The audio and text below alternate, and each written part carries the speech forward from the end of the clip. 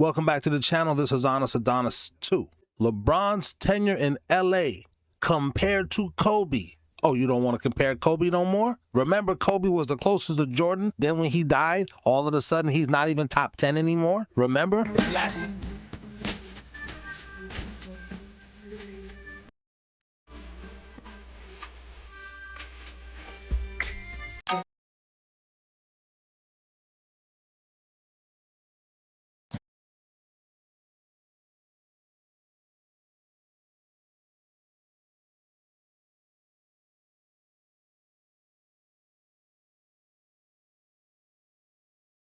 I only took that, what would seem like, to the untrained eye, a detour to fully encompass why LeBron's tenure in LA was a failure in comparison to Kobe Bryant. Because keep in mind, LeBron fans were comparing Kobe Bryant to LeBron. That they've been doing that to say Kobe's not the closest to Jordan. Kobe is not like I have said before in my TikTok lives. We're talking about 7-8 years ago when I would do an 8-hour live and let LeBron fans call in and tell me their point of view. This is why I don't want to talk to LeBron fans no more, because I already did that for like a good 5-6 months straight. Yes, I was doing reconnaissance work to see where exactly you guys were coming from. And they all had the same talking points. It's like people who follow religions. No diss to religions, but like Christians. Everybody knows what John 3:16 is, or they've heard of it. Everybody knows what the Trinity is, or at least they've heard of it, especially here in the United States. The LeBron fan talking points are like that. 1-9 without Scottie Pippen. Swept in the first round. What was Jordan doing at 40 years old? And at first, a lot of us weren't even addressing this foolishness. But that's the thing with bitch niggas. If you don't just punch him in his face when he try to say something slick, something side, because Rich Paul reminds me of a dude who would say something slick, something under his breath, something like that. Like I said that in the rap 2,000 years ago when I was rapping like that. I said, oh yeah, we keep them crack sales bubbling. Nigga talk slick, get crabbed and walk away mumbling. Feel the heat from the oven, then he told police my government.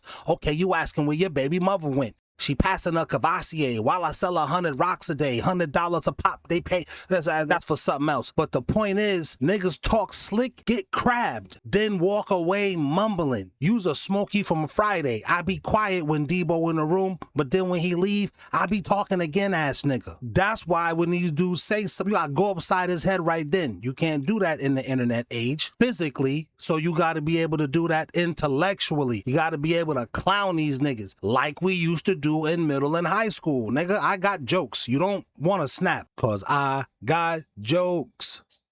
I got jokes for every one of you hoes.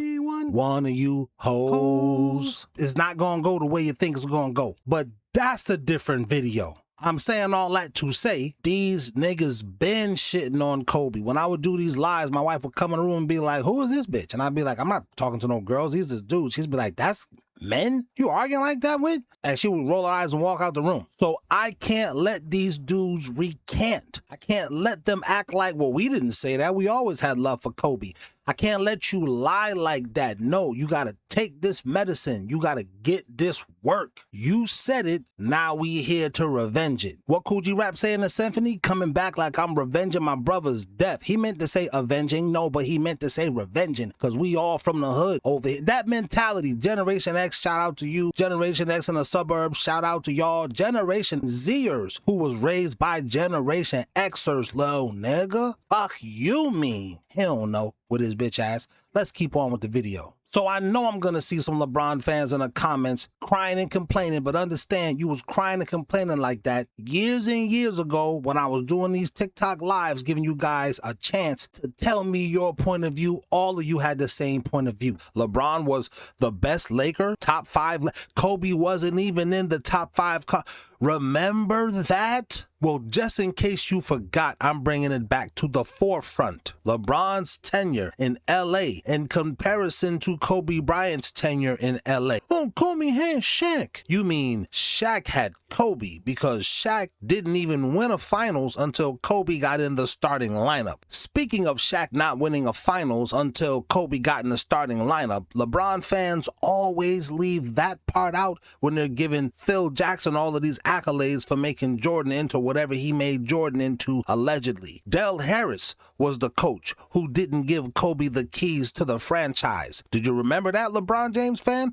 Of course you didn't, because you don't know basketball. You's a cheerleader. This is what LeBron James fans are. They're like the head cheerleader who's dating the quarterback. She don't know a damn thing about football or the positions, but she know the quarterback is her boo thing, and you better not say nothing about him. Rah, rah, sis boom ba. That's for the quarterback. That's not for the school. That's not for the rest of the team. That's to let all the other women in the audience know I'm dating the quarterback, bitch. I win. Don't believe me? Ask your girlfriend, wife, or daughter. Are women really competitive like that? I hope one of them say, shoo, look at Caitlin Clark. She ain't pretty. These bitches hate her. That's another video for another day. You leave it in the comments you want to hear more on that. But in the words of the great Dr. Dre, getting back to the PG, Phil Jackson gets no credit for unlocking Shaq. They talk about Shaq like he was this colonizer who came in and just conquered everyone. Man, that dude couldn't even win a playoff game. He got swept twice in a row. 3-0, and then the next year 4-0. And that was just in the playoffs. Swept in the finals. Didn't make the playoffs his rookie season. Just like LeBron James, he didn't make the playoffs his rookie season. And LeBron James is on record saying, I would rather get to the postseason than win Rookie of the Year. Let me see if I can find that tape right fast. I saw it on the basketball show. Shout out to that channel. I remember seeing that when he refreshed my memory and played that, because when LeBron, Melo, D-Wade, when all them dudes first came in the league, Melo and LeBron, who should have got co-rookie of the year,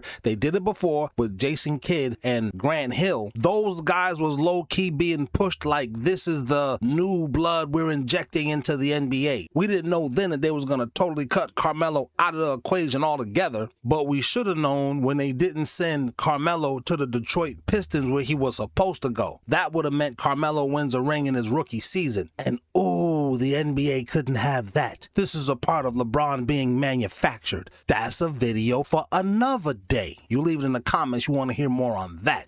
Anyway, Shaq is a big dude, one of the all-time great centers, of course, who had zero success until Phil Jackson unlocked the power of Kobe Bryant in the starting lineup. Period. End of story. Shaq carried Kobe. Shaq carried Kobe to a loss and another loss and another loss. Once Phil Jackson became head coach, off of his experience of coaching Michael Jordan, everything changed for Shaq. In fact, the whole Shaq carried Kobe narrative has been picked up and run with when it comes to the media in order to minimize Kobe.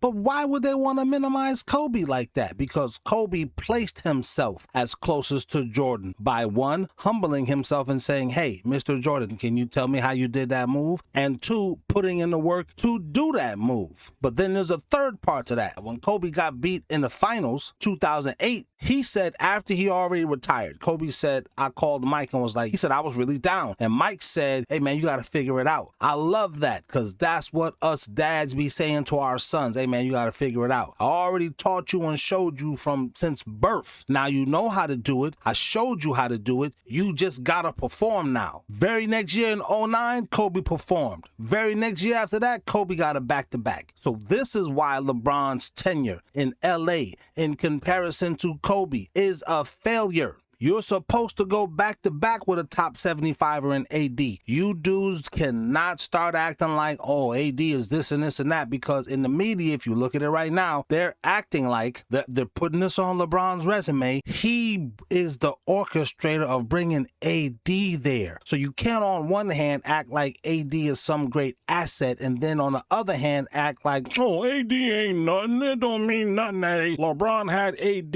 You can't do that. And if you was pondering, Anthony Davis is a better player than Pau Gasol. Neither of them are centers. They're both power forwards. AD has better numbers as a power forward, and this is what these guys base most of their criteria on when it comes to LeBron. Look at his stats. Look at his numbers. Hell, he said himself in 2009, check my stats. So now we're checking everybody else's stats. That's a part of my case for LeBron not even being top 10 because he switched from chips. That was the universal signifier of I'm able to get my team to a chip to stats, which has always been something you just pick up on the way. And looking at everything, well, everything that is that LeBron fans put up to give their context as to why LeBron lost 6 times, looking at all of that, stats, chips, competition, MVPs, finals MVPs, on a per team capita basis, LeBron did worse than Kobe as a Laker, someone who's supposed to not even be top 10 allegedly.